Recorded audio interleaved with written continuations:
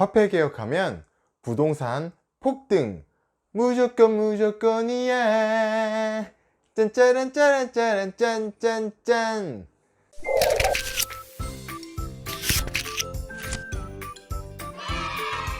안녕하세요, 봉급쟁이 투자 친구들의 빠른 느림보입니다. 오늘은 동영상을 이렇게 찍어봤어요. 어때요? 괜찮죠? 화이트보드 애니메이션은 만들고 나면 되게 뿌듯한데 만들 때 시간이 걸리다 보니까 빠르게 많은 영상을 올리기 어려운 단점이 있더라고요. 그래서 이렇게 한번 영상을 만들어 봤어요. 저는 직장인이기 때문에 귀여운 곰돌이 뒤로 숨었습니다. 호호호. 잘생긴 얼굴을 보여드리지 못한 게 참 아쉽군요. 뻥치지 마! 오늘은 화폐 개혁과 부동산의 관계에 대해서 살펴보려고 합니다. 우리나라에서 말하는 화폐 개혁은 리디노미네이션이라고 불리는 걸 말합니다. 이것은 돈의 가치에 변화를 주지 않고 거래 단위만 낮추는 걸 말해요. 쉽게 말하면 1000원을 1원으로 혹은 100원을 1원으로 변경하는 것이죠. 리디노미네이션을 하는 이유는 여러 가지가 있지만 그 중에 대표적인 것은 화폐 신용도가 급격하게 떨어져서 인플레이션으로 크게 발생되게 되어서 화폐 단위를 변경하거나 국가 경제량을 표현하기에는 숫자가 너무 많아서 회계나 지급상의 불편함이 생길 때 주로 하게 됩니다. 우리나라가 화폐 개혁을 하게 된다면 숫자가 너무 크기 때문이겠죠. 우리나라는 무역액, 시가총액, 외환 보유액 등은 모두 세계 8위고요. GDP는 12위, 국민소득은 3만 불이나 되는 선진국입니다. 겉에서 보면 엄청난 경제 규모를 가지고 있는 나라인데요. 이런 경제 규모를 가진 나라들 중에서 주로 쓰는 숫자의 0의 개수가 많은 나라도 별로 없어요. 다시 말하면 국가 경제량을 원화로 표기하기에는 숫자가 너무 많습니다. 우리나라에서 돈을 가장 잘 버는 삼성전자 기업 하나만 봐도 1년 매출이 250조 정도예요. 우리나라 1년 국가 예산은 500조고요. 과장 좀 보태면 조 다음 단위인 경 단위가 나올만 하죠. 환율에서도 숫자가 많다는 것이 여실히 드러납니다. 1달러에 해당하는 환율이 4자리 이상 필요한 나라는 우리나라, 인도네시아, 베트남, 몽골 정도밖에 없어요. 이것도 OECD 국가 중에는 우리나라밖에 없고요. 경제 사이즈는 엄청 큰데 뭔가 못 사는 나라들과 같이 많은 숫자를 사용해야 됩니다. 그러다 보니까 한국은행과 같은 기관에서 우리나라 경제 수치들을 표기할 때 1000원 단위 혹은 만원 단위로 표기하는 경우가 많아요. 이렇게 우리나라는 확실히 화폐 개혁을 한 번 정도는 해야 할 사이즈가 되었습니다.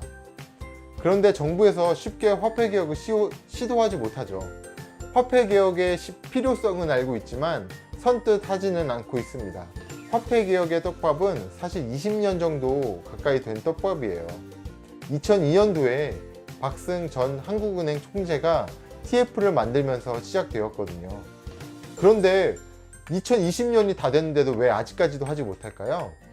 화폐 개혁을 하고 나면 실물 자산이 폭등하기 때문이에요. 하지만 계속 미룰 수는 없겠죠. 아주 멀지 않은 시간 내에 어쩔 수 없이 시행을 하게 될 겁니다. 미리 화폐 개혁에 대해서 알고 있어야 돼요. 미리 준비를 하고 대비를 하려면요. 그렇다면 화폐 개혁을 하게 되면 실물 자산은 그리고 부동산은 왜 폭등으로 이어질 수밖에 없는지 그 이유들을 살펴보도록 하겠습니다. 첫 번째, 화폐 환가 현상이 발생합니다. 화폐 환가 현상은 쉽게 말하면 가격이 싸 보이는 현상인데요. 이론적으로는 리디노미네이션이라고 불리는 화폐 개혁은 단위만 바뀌는 거죠. 그래서 물건의 가치는 변하지 않게 됩니다. 화폐 개혁을 해도 단위만 바뀌고 별다른 상승은 일어나지 않을 것이다 라고 말하는 사람들도 많아요. 하지만 이건 세상을 몰라도 너무 모르는 거죠. 사람은 돈 앞에서 전혀 합리적이지 않아요.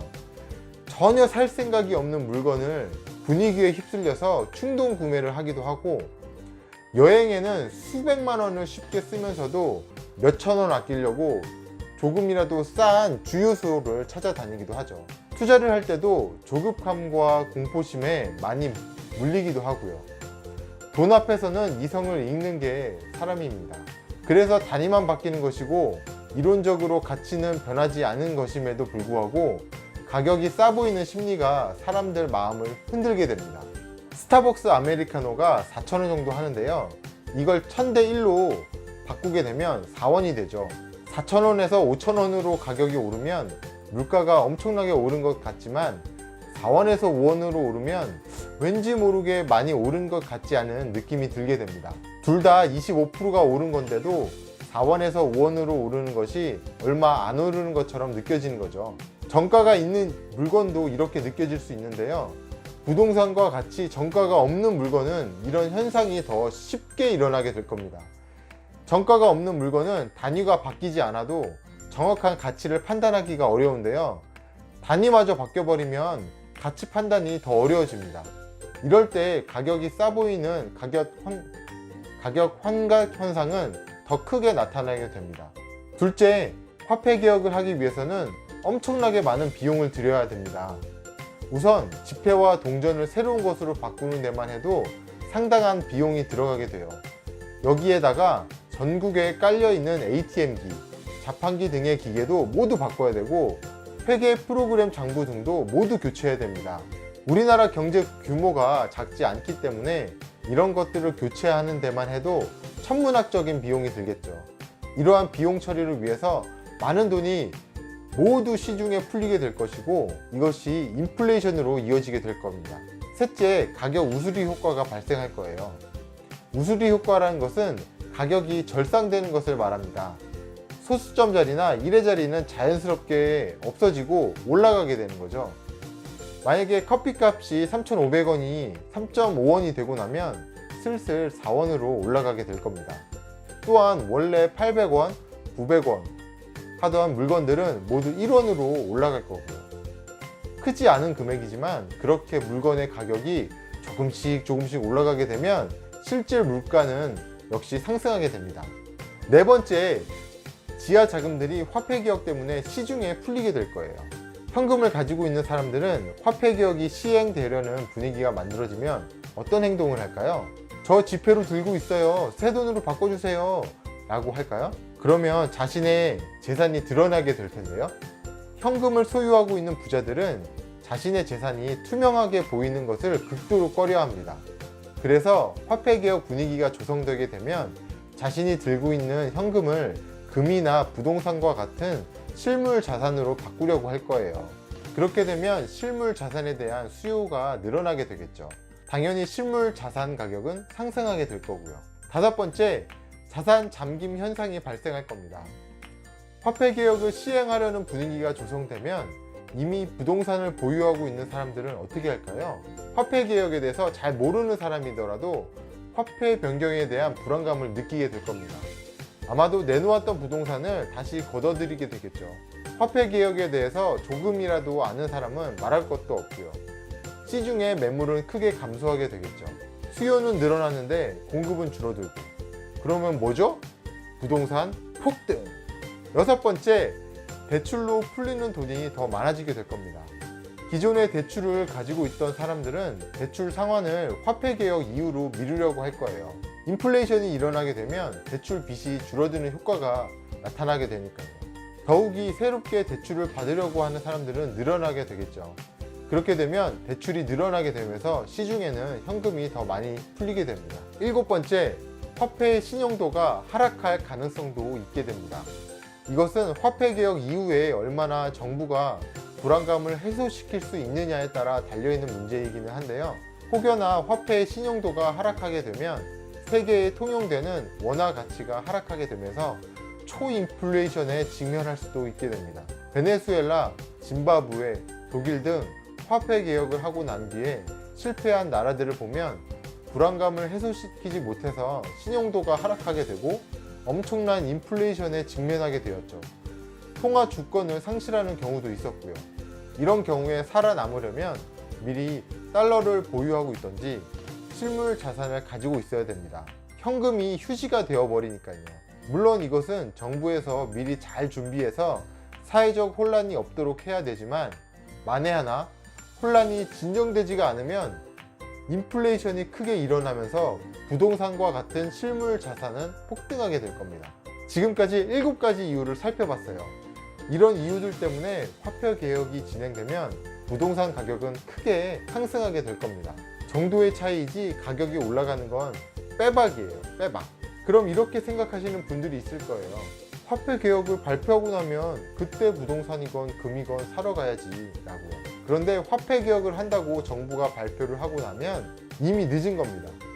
정부가 화폐 개혁을 발표하고 나서 바로 시행을 할지 아니면 준비할 시간을 줄지는 아무도 몰라요. 1960년대 박정희 대통령이 화폐 개혁을 시행했을 때나 2016년 11월 인도가 화폐 개혁을 시행했을 때는 서프라이즈 이렇게 갑자기 발표하고 갑작스럽게 시행을 했습니다. 지하자금 양성화를 위해서 준비할 시간도 주지 않았어요. 미리미리 화폐 개혁 시나리오를 생각하고 준비하지 않으면 완전 똥 되는 겁니다. 우리나라 화폐 개혁은 꼭 한 번은 해야 할 이유를 분명히 가지고 있어요. 국민들의 반발을 우려해서 지금은 고려하지 않고 있다고 하기는 했지만 높으신 분들은 시행 시기를 고민하고 있을 겁니다. 언론을 통해서 간도 보고 공개석상에 한 번씩 나와서 필요성에 대해서 슬쩍 이야기도 하고요. 국민들의 반발이 줄어들고 거부감이 사라질 때까지 계속 그렇게 하겠죠. 화폐 개혁 시행은 지금과 같이 경기 침체 국면으로 들어가거나 디플레이션 우려 경고등이 켜졌을 때 구체화 될 겁니다. 인플레이션은 최소화하면서 경기 후퇴는 단번에 훌쩍 뛰어넘을 수 있기 때문이죠. 이 영상을 보시는 분들은 화폐 개혁에 대해서 미리 생각해 보시고 잘 대응하셨으면 좋겠어요. 내용 공감하셨다면 구독과 좋아요 꼭 눌러주시고요. 봉급쟁이가 모두 부자 되는 그날까지 봉급쟁이 투자 친구들이 함께 하겠습니다. 감사합니다. 빠이 친구들.